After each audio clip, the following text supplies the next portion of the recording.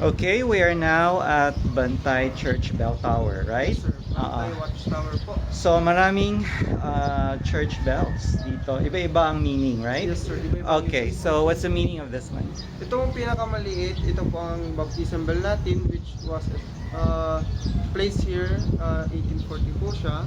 Okay. And ito po, our wedding bell, Mhm. 1855 po.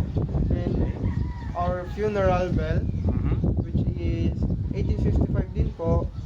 And our regular mass bell is Mhm. po 1855 din po siya. And ito pong bell ito which was used for warning po. Ito pong warning bell natin. Warning for what? Uh, for ano po, invaders, para po malaman ng mga tao na may papalapit po na mga kalaban kung panahon yun.